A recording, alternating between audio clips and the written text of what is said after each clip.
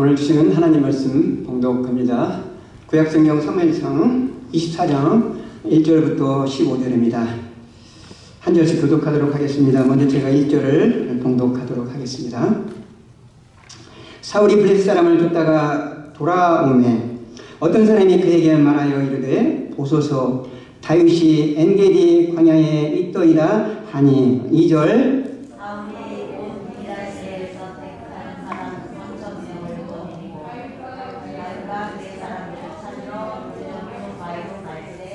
길가양에 우리의 이른지 굴이 있는지라 사울이 뒤를 보러 들어가니라 다윗과 그의 사람들이 그 굴 깊은 곳에 있더니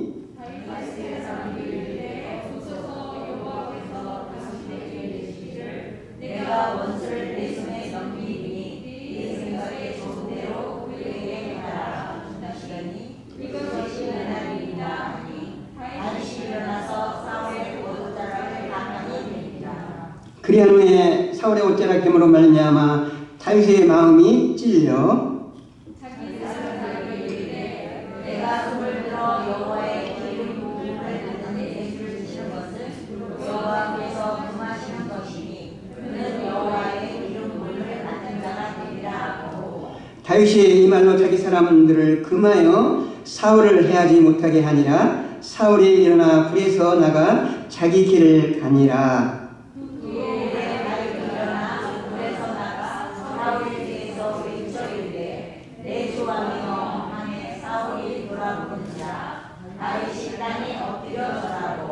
다윗이 사울에게 이르되 보소서 다윗이 왕을 해하려 한다고 하는 사람들의 말을 왕은 어찌하여 들으시나이까.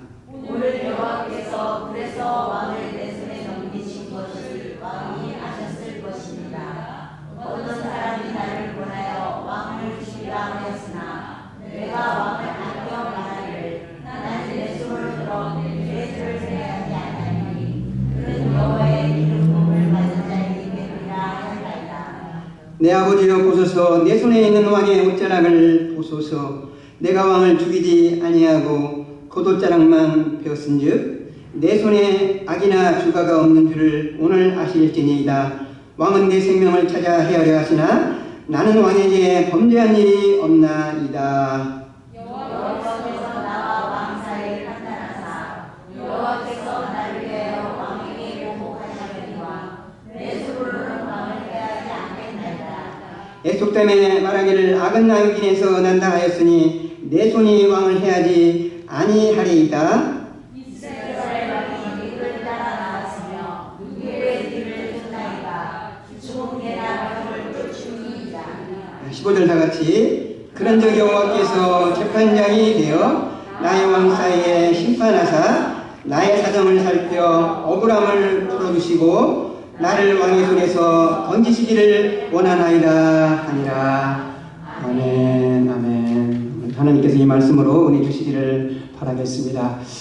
오늘은 다윗 시리즈 14번째로 복수의 유혹이라 이런 제목으로 하나님 말씀 전합니다. 여러분 복수 한번 하신 적 있습니까?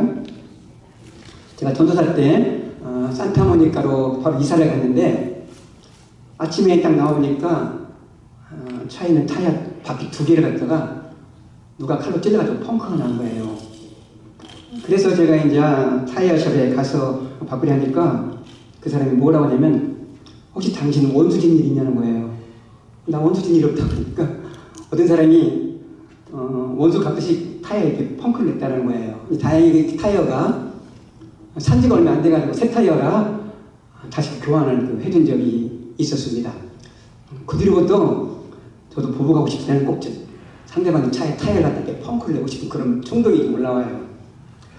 우리 인간은 타락한 본성이기 때문에 보복하고자 하는 그런 심리가 잠재되어 있습니다. 성령께서 그걸 갖다가 이렇게 덮어주시기 때문에, 막아주시기 때문에 우리가 복수를 하지 않는 것이죠.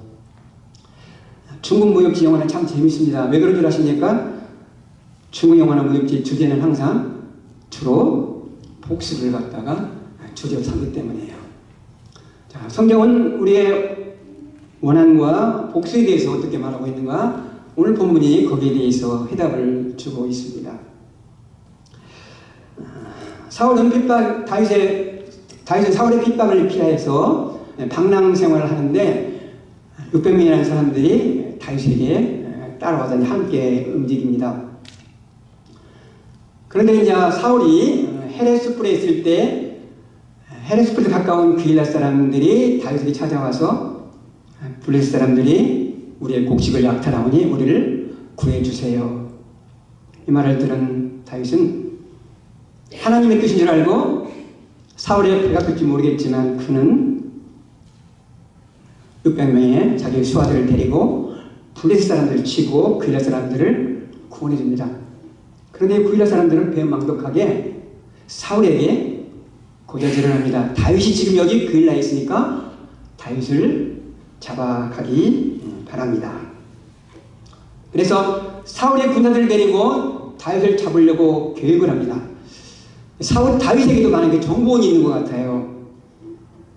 다윗은 사울이 자기를 잡으러 그일라에 온다는 소식을 듣고 이리저리 피하다가 그가 어디로 가게 되냐면 십광야에 머무르게 됩니다. 오늘 지도로 보면은 십광야가 어디쯤에 있는가 알 수가 있을 거예요.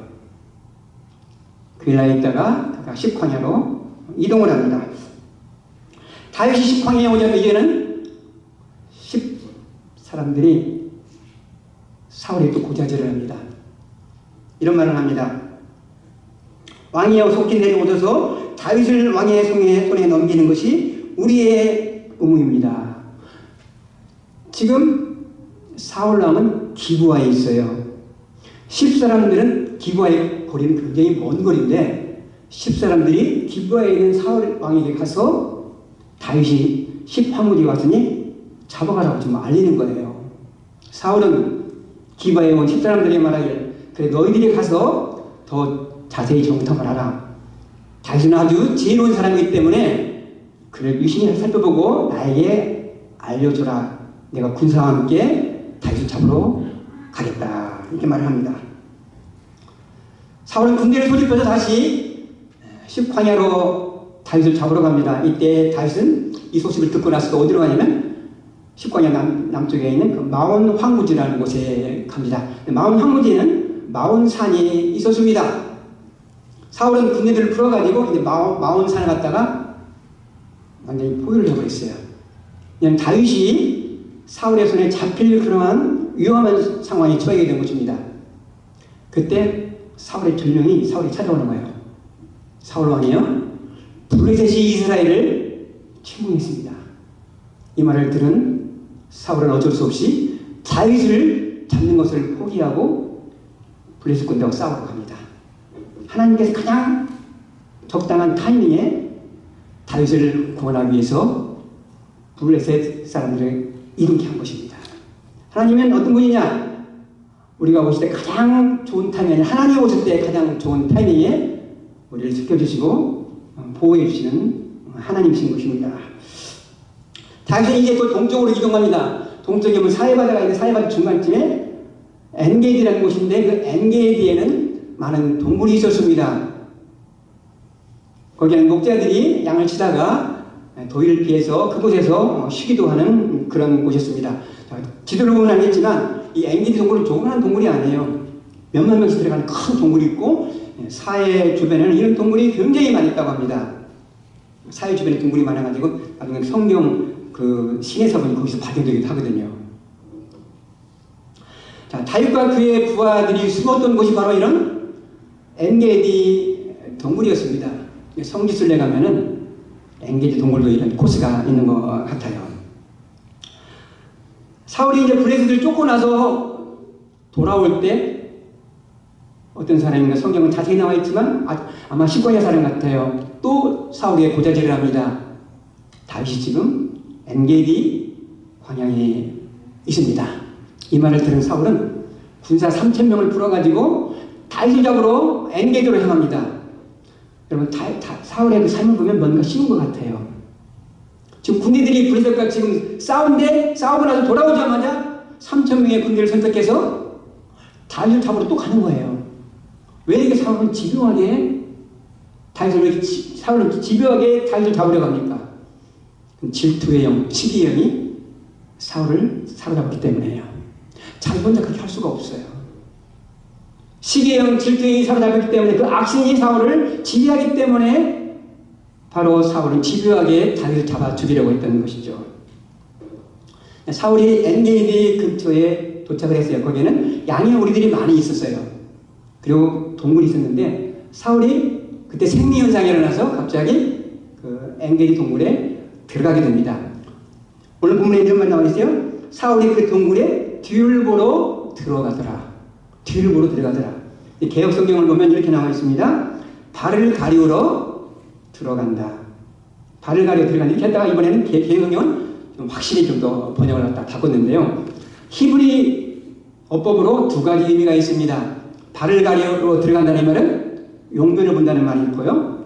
또 하나는 잠시 쉬기 위하여 잠을 잔다는 말이 있습니다. 어떤 성경학자는 용변을 보러 간다 해서 조정하고 어떤 성경학자는 잠을 잔다 그렇게 해석하기도 합니다. 용변을 보러 간다 그렇게 해석하는 분은 아니 지금 어떻게 사울을 잡으러 가는데 사울이 잠을 잘 수가 있냐. 그렇기 때문에 사울이 발을 가렸다는 말은 용변을 보았다 그렇게 해석합니다. 또 한편은 어떻게 해석합니다. 잠을 자기 쉬었다고 해석하는 사람들은 사울이 만약 용변을 받다면 나중에 다윗이 사울의 고도자락을 자르거든요. 어떻게 거기서 사울이 볼 수가 있냐. 그렇기 때문에 사울이 깊은 잠에 들었을 것이다. 이렇게 해석하는 분이 있습니다. 자, 발을 가리운다는 것은 무슨 말이냐면 자, 용변을 보면 옷을 내리니까 발을 가리우는 것이고 또 잠을 자면 이불을 덮으니까 발을 가리우는 거예요. 두 가지 의미가 있는데 오늘 본문에서는 용변을 본다 그렇게 해석하는 것이 더 합당하지 않나 그런 생각이 들어갑니다. 자, 사울이 용변을 보러 엔게디 동굴에 들어갔는데 공교롭게도 그 동굴에는 사울과 그와 부하들이 있었던 거예요. 원수는 외나무다리에서 만난다. 원수를 꼭 한번 만난다는 말이죠. 사울이 용변을 보러 그곳에 들어갔습니다. 자, 사울은 밖에 있다가 동굴에 들어갔잖아요. 밖에 있다가 안에 들어오면 하얀 곳에서 깜깜하게 들어오면 앞이 안 보는 거예요. 잘 안 보이거든요. 앉아서 용변을 그가 놓고 있었어요. 사울의 부하들이 다윗이 뭐라고 말합니까? 자, 오늘 본문에 2절이 4절이 나와 4절. 자, 4절 본문 우리 같이 한번 읽어보겠습니다. 자, 시작. 다윗의 사람들이 이르되 보소서 여호와께서 당신에게 이르시기를 내가 원수를 내 손에 넘기리니 내 생각에 좋은 대로 그에게 행하라 하시더니 이것이 그날이니이다 하니 다윗이 일어나서 사울의 돛자락을 하나니 다윗의 부하들이 다윗에게 이렇게 말합니다. 여호와께서 오늘 사울을 당신 손에 붙이셨습니다. 사울이 이 동굴에 들어온 것은 하나님께서 우리로 하여금 사울을 죽이라고 주신 것입니다. 다윗의 부하들은 어떻게 해석하냐면 지금 사울을 죽일 수 있는 기회를 준 것이 하나님께서 우리 허락하신 하나님의 뜻이라고 해석을 한 거예요. 여러분 다윗은 자신의 생명을 빼앗으려는 사울 때문에 얼마나 많은 고통과 고난을 겪었습니까? 그는 가족을 떨어져 살아야만 했고요. 그는 법을 어겨가면서 제사장만 먹어야 하는 진설병을 먹기도 하고 거짓말하면서 또 가디에 가서 미친 짓을 하면서 살려고 노력을 했고요. 또 위대나라에 살다가는 생명이 위험할까봐 모함난에 가서도 살기도 했거든요. 그는 계속 방랑생활하면서 고난과 고통, 상처가 많은 사람이에요. 여러분 우리가 받은 상처가 쉽게 잊어집니까? 다윗이 받은 고통이 쉽게 잊어질까요? 그렇지 않는 거예요. 상처받은 사람에게 용서하고 잊으세요. 그런 말 함부로 하면 안 돼요. 상처를 받은 사람의 마음을 모르는 거예요. 우리가 상처받은 마음은 여러분 잊혀지지 않는 거예요. 단지 성령님께서 주님의 은혜로 그걸 덮어주시는 거예요. 그냥 언제 다시 그것이 은혜가 덮은 것이 없어지면 또 나타나는 거예요. 우리가 육신의 상처는 받아도 얼마 시간이 가지 않느라 마음의 상처를 받은 것은 오래 가는 거예요. 용서를 할 수가 있습니다. 그럼에도 불구하고 상처는 여전히 깊이 남는 거예요. 다윗이 그런 상태인 것입니다. 자, 그런데 자기의 원수 사울을 죽일 수 있는 기회가 왔어요. 사울을 죽여야 되나? 죽이지 말아야 되나? 그런 망설였을 거예요. 사울이 저는 죽이기만 하면은 나는 더 이상 이런 고통스러운 방랑생활을 할 필요도 없고 어쩌면 내가 왕이 될 수 있을 거야 이런 생각도 가졌을 거예요. 그런데 다윗이 어떻게 합니까? 6절에 나와 있어요. 다윗이 살며시 기어갑니다. 기어가서 사울의 겉옷자락을 베기만 합니다.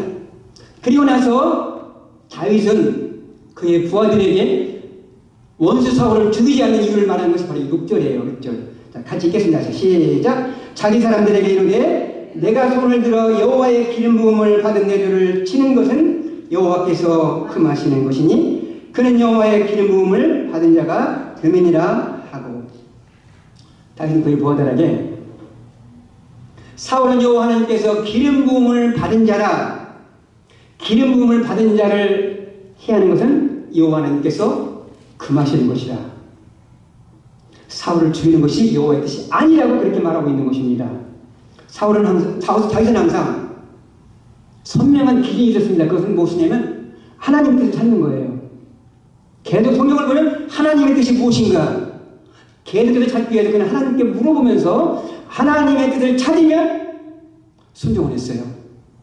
우리가 왜 하나님의 뜻을 찾아야 됩니까? 하나님께 순종하기 위해서인 것입니다.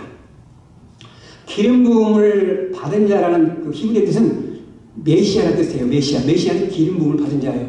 구약 시대는 왕, 제사장, 선지자 이 세 사람은 직임을 받을 때 기름 부음을 받고 취임을 했습니다. 사울 왕이 될 때 그는 기름 부음을 받고 왕이 된 것입니다. 기름 부음을 받은 사람을 해하는 것은 하나님이 금하시는 것이라고 다윗은 알고 있었습니다.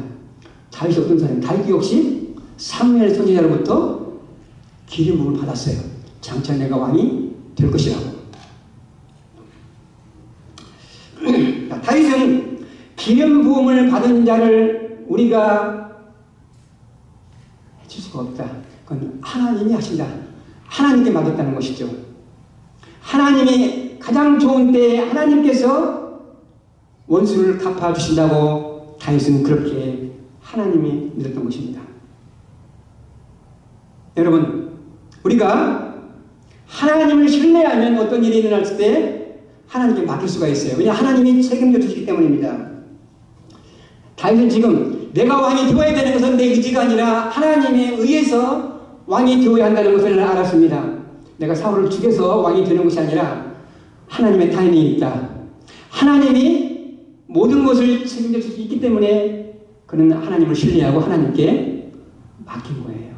이게 신앙의 사람인 것입니다. 하나님께 맡긴다는 것은 무슨 말입니까? 믿음이 있어야 맡긴다는 거예요.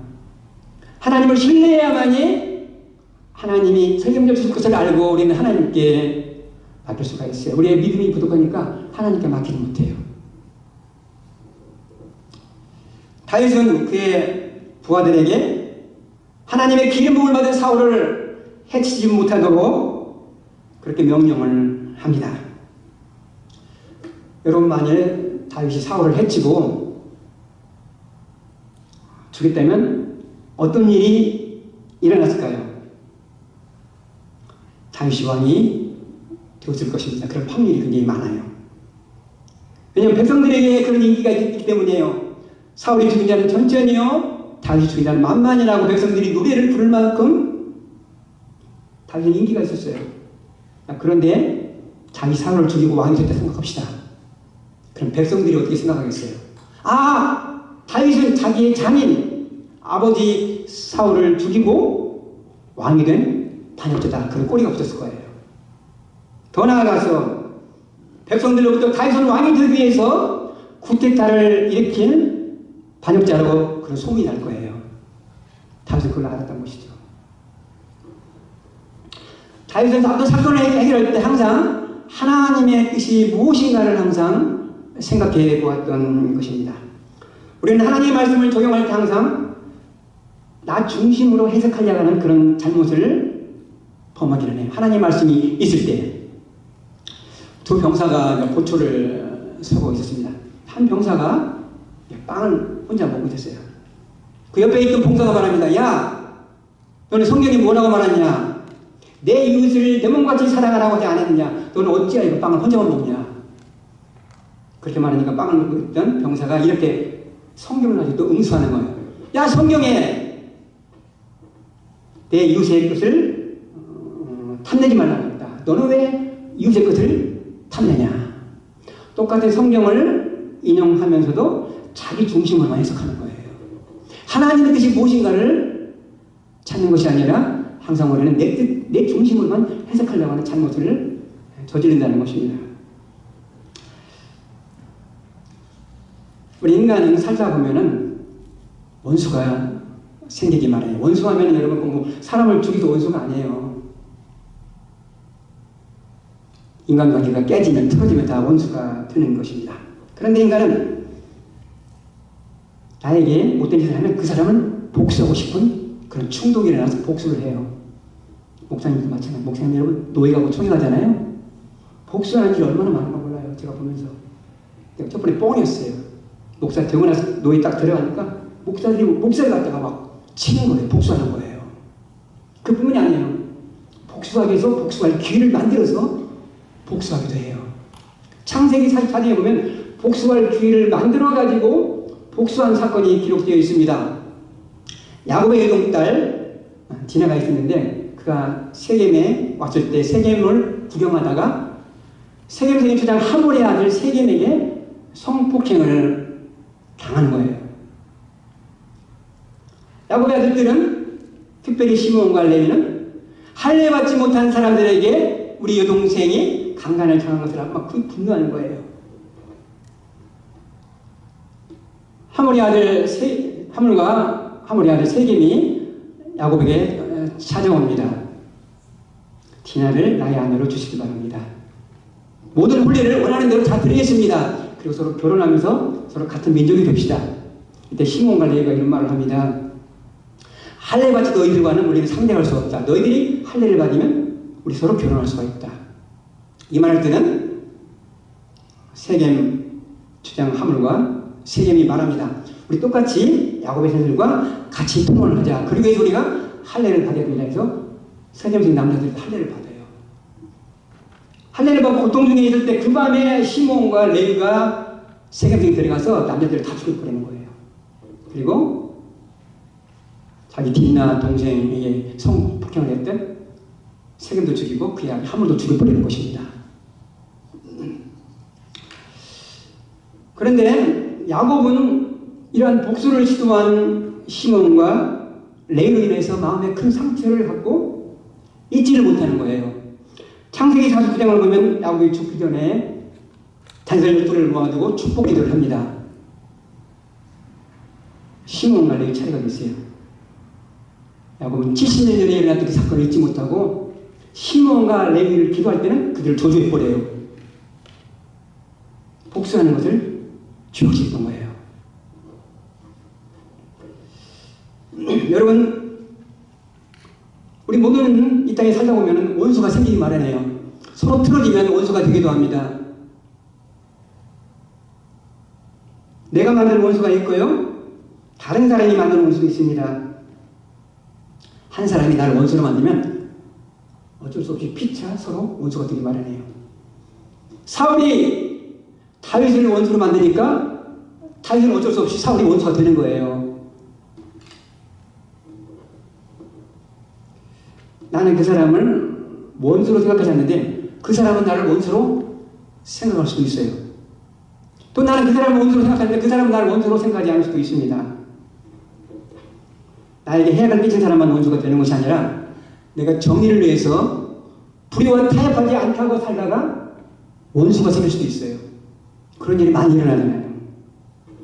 양심을 지키기 위해서 정의의 편에 서다가 원수가 생길 수가 있어요. 바른 일을 하다가 원수가 생길 수가 있습니다.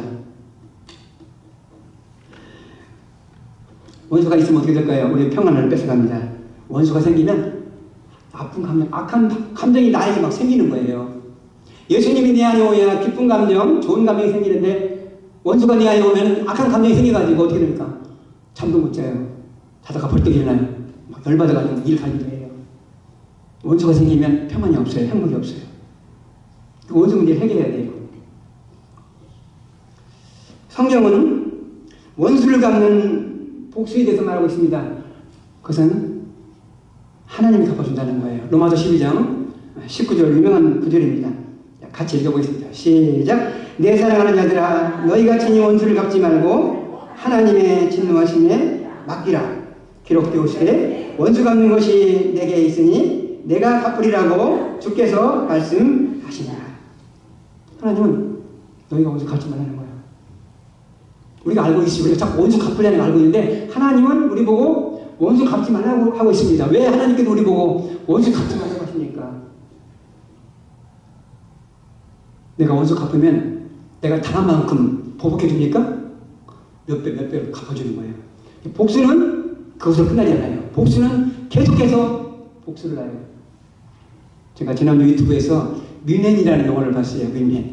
스티브 버스버그 유태인이 만든 복수에 관한 영화예요. 1980년에 검은 9월달이라는 그 팔레스타인 사람들이 올림픽 열렸을 때 이스라엘 선수 9명을 납치를 합니다. 납치를 해서 그들이 도망가려고 했는데 그때 전투가 일어나죠. 그러니까 그 사람들이 9명 이스라엘 선수를 다 죽여버리는 거예요. 이스라엘 난리가 났죠. 그때 골드메이라는 수상이 직접 주재하면서 보복하기로 결정한 보복. 검은 9월달 이 9명의 이스라엘 선수를 죽인 사람들을 복수하기 위해서 5명의 복수단을 만드는 거예요. 그 11명을 죽이기 위해서. 그래서 이 5명이 전문가들이 모여가지고 11명 한 사람씩 한 죽이는 거예요. 죽이다 보면 어떻게 됩니까? 상대방이 또 같이 복수하니까 5명 중에서 4명이 다 죽는 거예요. 서로 죽이는 거예요. 이 영화를 스티브 버스버그가 만들고 나서 양쪽에서 이걸 다 얻어먹었다는 거예요. 이 사람은 유대인인데 유대인도 안 들고 팔레스틴은 복수에 대해서 또 나쁘게 말하고 그분은 말하기를 자기는 공평하게 복수하지 말라고 이 영화를 만들었다는 거예요. 그게 됩니까? 안 되죠. 인간은 당하면 꼭 복수하고 싶거든요. 근데 복수 당한 만큼은 주는 법은 없죠. 그래서 하나님께서는 우리 보고 복수하지 말라는 거예요. 하나님께 맡기라는 거예요. 하나님이 갚아주신다는 겁니다. 참 어려워요. 어렵습니다. 자, 하나님께서는 왜 우리 보고 복수하지 말라고 하실까요? 복수하려고 하면 그 복수는 끝나지 않고 우리가 평안하고 행복할 수가 없기 때문에 하나님 우리를 위해 우리의 행복과 평안을 위해서 우리 보고 복수하지 말라는 거예요. 내가 갚아준다는 것입니다. 자, 복수의 충동이 일어날 때 하나님께서는 복수하지 말라고 하시는데 우리 힘으로 안 된다는 거예요. 성령의 힘으로만 복수하지 않을 수가 있어요. 복수의 충동이 일어났을 때 성령님 이 복수 충동하는 마음을 다스리려고 기도할 때 우리가 복수하지 않을 수가 있어요. 자, 다윗은 사울을 복수하며 죽이는데 어떻게 했습니까? 단지 고도자락만 배웠어요. 그런 말은 있겠죠. 근데 그걸 다윗이 고도자락을 찍고 나서 마음에 찔림을 받아요. 오늘 5절에 보면은 그리하며 사울의 옷자락을 뱀으로 말미암아 다윗이 마음에 찔려 영어로는 컨셔스로 나와 있어요. 양심에 찔렸다는 것입니다. 여러분 양심이 무엇입니까? 양심은 나쁜 행동을 할 때 느끼는 마음의 고통이 양심이에요. 양심이기 때문에 우리는 발휘해 살려고 하는 거예요. 다윗은 사울의 옷자락을 했는데 마음의 고통을 받은 거예요. 이것을 봤을 때는 다윗이 얼마만큼 죄에 대해서 민감한 사람인가를 알 수가 있어요. 죄에 대해서 민감한 사람은 조그마한 죄를 지었을 때 양심에 찔리는 거예요. 죄에 대해서 민감하지 않은 사람은 죄를 짓고 나서도 아무렇지 않아요. 다윗은 사울의 옷자락만 되고 나서도 마음에 찔렸습니다. 아마 부동산 같은 게 있을 거예요. 야, 내가 사울을 죽일 만한 찬스가 있는데도 나는 사울을 죽이지 아니고 옷자락만 배웠다. 자기 얘기를 드러낼 거예요. 그런데 다윗은 양심에 찔리는 거예요. 양심에. 오늘날에 보면은 양심을 모르고 죄를 짓는 사람이 많이 있어요. 반사회성 인격을 가진 사람 두 종류가 있는데 소시오패스와 사이코패스가 있어요. 똑같이 둘은 자기의 이익을 위해서 자기의 성공을 위해서 죄를 짓고 거짓말을 합니다. 죄인지 모르는 거예요. 회개하지 않아요. 차이가 있어요. 소시오패스는 자기가 죄를 짓고 거짓말을 해도 그걸 알면서 거짓말 죄를 짓고, 사이코패스는 자기가 죄를 지으면서 그게 죄인지 몰라요. 사이코패스는 우리 뇌에 편도체가 있는데 그게 마비된 사람들이에요. 아주 난폭하게 행동하는 사람들은 사이코패스예요. 근데 우리 집에 가까이 있는 사람은, 죄를 반복해서 하는 사람은 소시오패스예요. 제가 한번 정장님하고 변호사 한 사람 만나러 간 적이 있었거든요. 우리 교회 사건 때문에. 그분이 뭐라고 하냐면, 변호사는요, 서로 양쪽이 거짓말을 많이 이겼고 누가 이기냐는 싸움이래요. 다 소시오패스들이거든요. 거짓말을 하면서도 그냥 막 하는 거예요. 막 이기기 위해서. 우리 주변에도 그런 사람이 많이 있어요. 소시오패스가 주변에 많이 깔렸어요. 보면은요.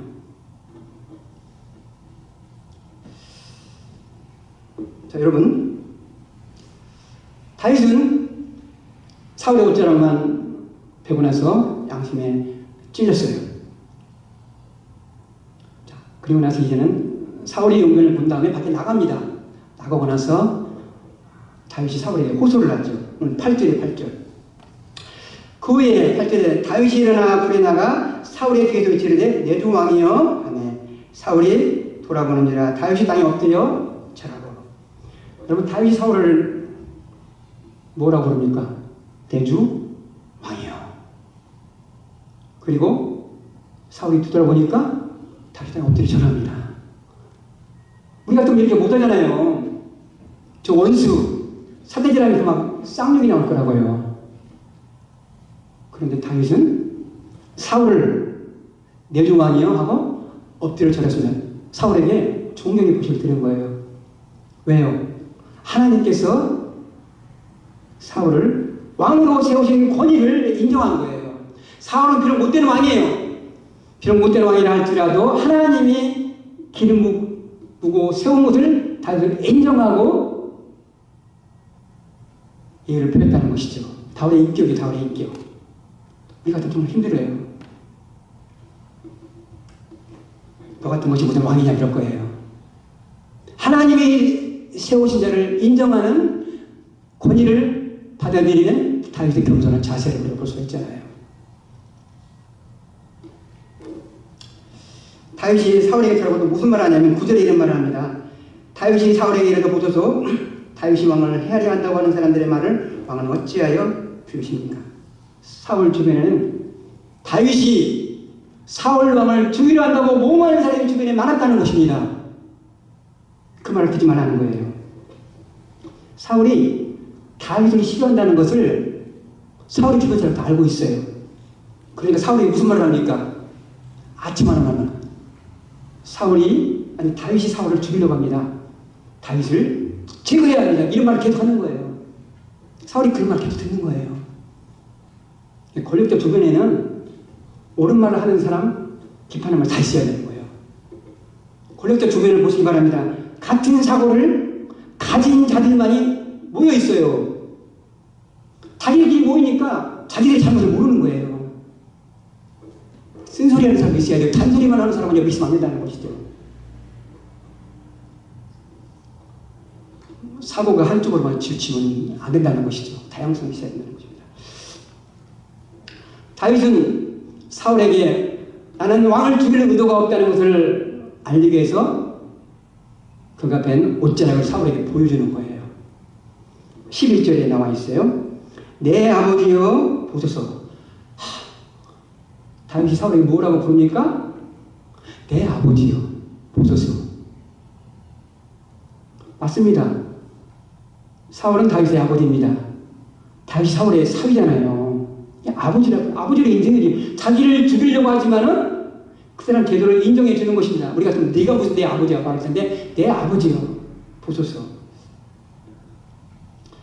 내 손에 있는 왕의 옷자락을 보소서. 이게 증명합니다. 내가 왕을 죽이지 않냐고. 겉옷자락만 배웠은즉 내 손에 악이나 죄가 없는지를 오늘 아실지어다. 왕은 내 생명을 찾아 헤아려 하시나 나는 왕에게 범죄한 일이 없습니다. 내 아버지 왕이여 나는 당신을 죽일 의도가 전혀 없습니다. 이 겉옷자락이 증명해 줍니다. 이런 말을 하는 것입니다. 그리고 하나님께서 나와 왕 사이를 판단하사 하나님이 보복해 주실 것이다 이런 말을 하는 거예요. 하나님께 판단을 맡겨요. 하나님 하시겠다는 것이죠. 자, 이 말을 드린 사울의 응답이 있습니다. 참 재밌어요. 16절, 17절입니다. 자, 같이 읽어볼게요. 시작. 다윗이 사울에게 이같이 말하기를 마침에 사울이 이르되 내 아들 다윗아 이것이 내 목소리냐고 소리를 높여 울며 다윗에게 이르되 나는 너를 학대하되 너는 나를 선대하니 너는 나보다 어렵다. 자, 사울이 다윗에게 뭐라고 칭합니까? 내 아들 다윗아. 사울이 다윗을 그렇게 죽이려고 했는데 이제 또 내 아들 다윗아. 그 다음에 뭡니까? 소리를 높여 울었대요. 사울이 회개를 한 것이죠. 그렇죠? 자, 그러나 우리가 알 것은 사울이 이렇게 아들이나 다윗을 부르면서 울었지만 진정한 회개가 아니라는 거예요. 후회하는 감정만 있었다는 것이에요. 이게. 후회하는 감정은 회개하면 회만한 거예요. 후회. 걔는 안 했다는 거예요. 사울은. 어떻게 할 수 있는가? 이러고 나서 나중에 다시 또 사울이 다윗을 잡아 죽이게 또 거기로 또 추적 또 하는 거예요. 사울은 이렇게 울면서도 후회만 했지 회개는 안 했다는 거예요. 고치지 않았다는 거예요. 우리도 마찬가지예요. 우리도 후회를 많이 해요. 잘못했다는 느낌은 있어요. 그럼 고치지 않는다는 거예요. 온전한 회개가 아니라는 것입니다. 50%만 하는 거예요. 그래 생각해 보세요. 우리 힘으로 그게 고쳐집니까? 후회는 되는데 내가 고쳐지냐는 거예요. 안 고쳐지잖아요. 내 힘은 안 고쳐져요. 성령께서 고쳐지게 하시는 거예요. 아멘. 하나님께서 고쳐달라고 우리가 하나님께 기도를 해야 되죠.